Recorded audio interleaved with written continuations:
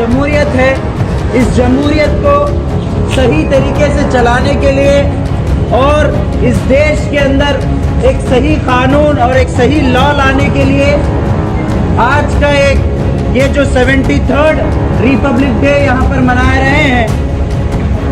आज हम लोग यहाँ पर ये परचम कुशाई करते हुए यहाँ पर ये अज़म लेकर चलना है कि जिस तरीके से हमारे बुजुर्गों ने, हमारे लोगों ने जो कुर्बानियाँ इस देश को आज़ादी दिलाने के लिए दी थी, आज हमें भी वक्त की ज़रूरत है उसी आज़ादी को संभालते हुए, उसी आज़ादी की हिफाजत के लिए, उसी कॉन्स्टिट्यूशन की हिफाजत के लिए हमें लड़ने की ज़रूरत है। आज देश में देख सकते हैं आप, आज हम लोग जो रिपब्लिक डे मना रहे हैं, आज से 72 साल पहले इस देश का कानून, इस देश का संविधान बना था। उस संविधान के पहले चैप्टर में, पहले लेसन में लिखा गया था कि यहाँ के रहने वाले वो तमाम शहरियों को, चाहे वो इस देश के अंदर कन्याकुमारी से लेकर कश्मीर तक कहीं पर भी कोई भी एक अदना सा इंसान रहता हो, चाहे वो इस देश का रहे या ना रहे, चाहे वो किसी भी देश का हमारे देश में रहता हो, तो उसकी हिफाजत की जिम्मेदारी इस देश की है, इस देश के दस्तूर की है।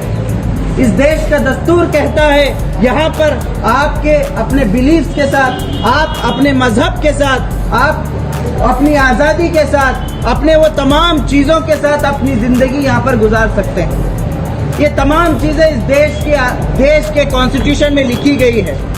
उसी के बाद आज से 72 साल पहले पार्लियामेंट के अंदर डॉक्टर बाबा साहेब अम्बेडकर के साथ साथ बहुत सारे ऐसे लोग जो कानून के जानकार लोग, ये लोग मिलकर इस संविधान को अमल में लाए और इस संविधान के नाम पर शपथ लेकर इस देश को एक बहुत बड़ा संविधान दिया। ये जो संविधान है, ये संविधान पूरी दुनिया में सबसे बड़ा और सबसे अजीम संविधान है। और इस अजीम संविधान के अंदर जिस तरीके से नॉन मुस्लिम, जो हिंदुओं को जो आज़ादी दी गई है, वही आज़ादी मुसलमानों को दी गई है। जो आज़ादी दलितों को दी गई है, वही आज़ादी सिखों को दी गई है, क्रिश्चियनों को दी गई है। तमाम रहने वाले जो मजहब को नहीं मानते, उन तमाम लोगों को भी आज़ादी दी गई है। तो ऐसा एक अजीम दस्तूर है हिंदुस्तान का दस्तूर। उसी दस्तूर के दिन जो दस्तूर अमल में आया, उसी दस्तूर के अमल आए हुए दिन को हम लोग रिपब्लिक डे के नाम से मनाते हैं। आज वक्त की ज़रूरत है। जिस तरीके से जो freedom of religion, freedom of eat, जो राइट ऑफ स्पीक, ये तमाम चीज़ें जो हम लोगों को दी गई है, उन तमाम चीज़ों को छीनने की कोशिश की जा रही है ये फैसिस्ट सरकार की तरफ से। ये जो आरएसएस और बीजेपी की जो सरकार है, ये लगातार हमारी बात को, हमारे संवैधानिक अधिकारों को कुचलने और दबाने की कोशिश कर रही है। तो हमें यहाँ पर एसडीपीआई आज पूरे मुल्क भर में परचम कुशाई करते हुए साथ ही साथ सेव द रिपब्लिक बोलकर कैंपेन कर रही है और उसके हैंडबिल डिस्ट्रीब्यूट कर रही है, अलग अलग प्रोग्राम्स कर रही है। इसीलिए कि दस्तूर को अगर बचाएंगे तभी हम लोग यहाँ के लोगों को बचा सकते हैं, यहाँ के इस देश को बचा सकते हैं। देश को बचाना है तो दस्तूर को बचाना जरूरी है। दस्तूर अगर नहीं रहेगा तो ये जो आरएसएस और बीजेपी की जो आइडियोलॉजी है, ये जो इसका जो प्राइम मिनिस्टर नरेंद्र मोदी है, जो सीएम बम्बई है, ये जितने भी लोग हैं, ये तमाम लोग हमारे दस्तूर को ख़त्म करना चाहते हैं, हमारे दस्तूरी हुकूक को ख़त्म करना चाहते हैं। आपको मालूम होना चाहिए, हिजाब ये एक freedom of religion, freedom of जो लड़कियों के लिए जो हिजाब की आज़ादी जो आर्टिकल 15 में कॉन्स्टिट्यूशन में दी गई है, लेकिन इस चीज़ को भी ये लोग रोकना चाहते हैं, इस चीज़ को भी ये लोग ख़त्म करना चाहते हैं। जो लोग हक की बात कर रहे हैं, जो मीडिया हाउसेस हैं, जो पब्लिक हाउसेस हैं, ऐसे चीज़ों को भी ये लोग बंद करना चाहते हैं। कोई मुखालिफत करने वाला नहीं होना चाहिए, ये वो कॉन्सेप्ट लाना चाहते हैं। यहाँ पर मालूम होना चाहिए इस देश को सबसे बड़ा खतरा आरएसएस और बीजेपी से है। खुद बहुत सारे जो इंटरनेशनल रिपोर्ट्स हैं, ये कहती है ये देश अब डेमोक्रेटिक नहीं रहा। ये देश अब डेमोक्रेटिक नहीं रहा। ये देश एक हिंदू राष्ट्र या फिर डिक्टेटरशिप के तरफ जा रहा है। इस देश के बारे में लगातार हम देख रहे हैं किस हालत में हम लोग पहुंचे हैं। तो इसीलिए इस देश को अगर हम बचाना है तो हम सब लोग मिलकर इसके लिए फाइट करना होगा। इसके लिए हर वो तरीके की लड़ाई हम लोगों को लड़ना होगा। 15 अगस्त 1947 को देश आज़ाद हुआ। आज़ाद होने के बाद सबसे बड़ा सवाल आया कि ये देश को किस तरह से चलाए।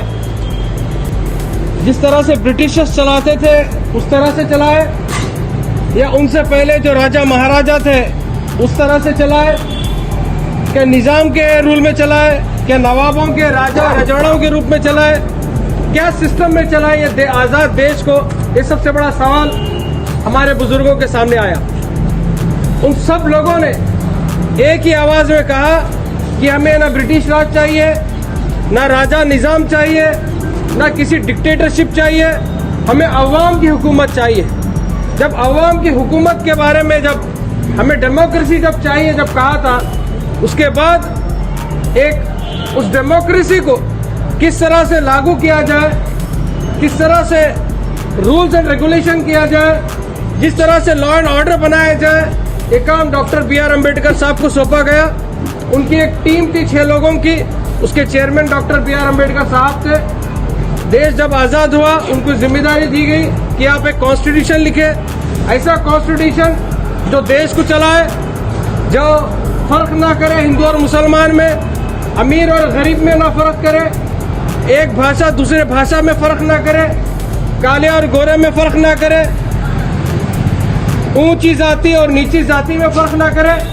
एक ऐसे अजीम ऑब्जेक्टिव को लेकर, एम्स को लेकर डॉक्टर B.R. अम्बेडकर साहब को एक बहुत बड़ा टास्क दिया गया। तो उन्होंने अपनी टीम के साथ मिलकर एक ज़बरदस्त एक इंडिया का कॉन्स्टिट्यूशन हमें दिया गया। तो ये जो 26 जनवरी है, ये वही दिन है जो देश आज़ाद होने के बाद हमें एक गिफ्ट के तौर पर आवाम को मिला कि ये देखो एक गिफ्ट है आपके पास कॉन्स्टिट्यूशन के रूप में, जो इसके ज़रिए से हम देश को चलाएंगे। हम सब लोगों ने उस टाइम पे हमारे बड़े बुजुर्गों ने वादा किया था कि ये देश किसी एक ही मज़हब का, किसी एक ही ज़ात का या किसी एक ज़बान का मज़हब मुल्क नहीं होगा, ताकि तमाम लोगों का ये देश होगा।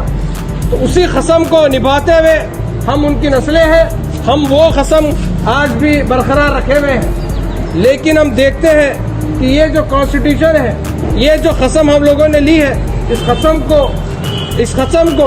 कॉन्स्टिट्यूशन को निकालने की, इस कॉन्स्टिट्यूशन को कमज़ोर करने की बात कुछ ऑर्गेनाइजेशन और कुछ पॉलिटिकल पार्टीज कर रहे हैं। कौन है ये लोग? कौन चाहते हैं कि ये कॉन्स्टिट्यूशन ख़त्म हो, और उनका मकसद क्या है, ये हमें जानना चाहिए। देखिए, ये लोग जिसे हम RSS कहते हैं, जो फैसिस्ट ऑर्गेनाइजेशन कहते हैं, ये चाहते हैं कि ये संविधान हटाए, अवाम का राज नहीं बल्कि कुछ खास मखसूस लोगों का राज इस देश में हो। कुछ फैसिस्ट ताकतें हैं, वो चाहते हैं कि अपनी ज़ात की बुनियाद पर, अपनी नस्ल की बुनियाद पर इस देश पर काबिज हो, और उन्हीं की बुनियाद पर उनके जो नज़रिया है, उनके पास जो सिस्टम है, वो सिस्टम की बुनियाद पर ये देश को चलाना चाहते हैं। लेकिन पूरे जो करोड़ों देशवासी हैं, 135 करोड़, ये चाहते हैं कि देश कॉन्स्टिट्यूशन के हिसाब से चले। आज सेव द कॉन्स्टिट्यूशन के तरफ कुछ लोग हैं, और कॉन्स्टिट्यूशन को तोड़ने के लिए, मरोड़ने के लिए कुछ लोग काम कर रहे हैं। आज का जो दिन है, हम सबको ये हम अज़म लेना है कि हम सेव कॉन्स्टिट्यूशन के तरफ जाना है। हम हमारी जो जमहूरियत है, हमारा जो कॉन्स्टिट्यूशन है, उसको बचाने वाले लोगों के साथ हमें मिलकर उसको बचाने का काम करना है। अगर हम नहीं करेंगे तो क्या होगा? जिस तरह से 1947 से पहले हम गोरों के गुलाम थे, बाहर की ताकतों के गुलाम थे, अगर हम कॉन्स्टिट्यूशन को नहीं बचाएंगे तो देश में जो काले गोरे हैं, जो काले अंग्रेज हैं, उनके गुलाम बन के रह जाएंगे। कुछ मालदार के गुलाम बनकर रह जाएंगे, मुट्ठी भर लोगों के गुलाम बनकर रह जाएंगे। आज का जो 26 जनवरी का जल्द हमें ये देता है कि जो 15 अगस्त को जो आज़ादी मिली थी, उसका मकसद क्या है, उसकी इम्पोर्टेंस क्या है, वो किस लिए होना चाहिए। ये कॉन्स्टिट्यूशन अगर तुम बचाएंगे तो तुम्हारा वो जो फ्रीडम है, जो आज़ादी है, वो बच के रहेगी, आज का दिन कहता है। तो आज हमें कसम लेना है कि ये जो कॉन्स्टिट्यूशन है हम इसको बचाएंगे। जिस तरह से हमारे बुजुर्ग, हमारे बड़े बुजुर्ग अंग्रेज़ों से लड़कर अपने जानों से, अपने माल से, अपने पसीनों से, अपने खून से इस देश को जिस तरह से आज़ाद कराकर एक डेमोक्रेटिक कंट्री बना के दिए हैं, उसको बरकरार रखने की जिम्मेदारी आज हमारी है। और इसी डेमोक्रेटिक कंट्री को हमारे आने वाले नस्ल को भी हमें लेके देना है। अगर वो हमारे आने वाले नस्ल को एक डेमोक्रेटिक कंट्री, एक रिपब्लिक कंट्री, एक जमहूरियत कंट्री अगर देना है तो आज हमें मेहनत करना पड़ेगा।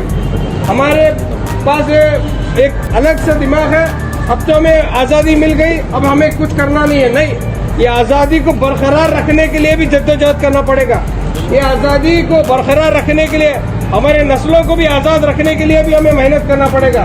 तो आज जो दिन है, जो कॉन्स्टिट्यूशन जो हमें आज़ादी देता है हर वो चीज़ की, इसको बरकरार रखने के लिए जो मेहनत करना है, जो जद्दोजहद करना है, आज का जो दिन हमें कहता है। तो और एक मरतबा मैं आप सबको 73rd रिपब्लिक डे के सेलिब्रेशन में और एक मरतबा सबको मुबारकबाद देता हूँ। हमें सबको इस रिपब्लिक डे की अहमियत जानना है और इसकी अहमियत को जानकर हमारे घर वालों को, हमारे दोस्त अहबाब को इसकी अहमियत बताना है। शुक्रिया।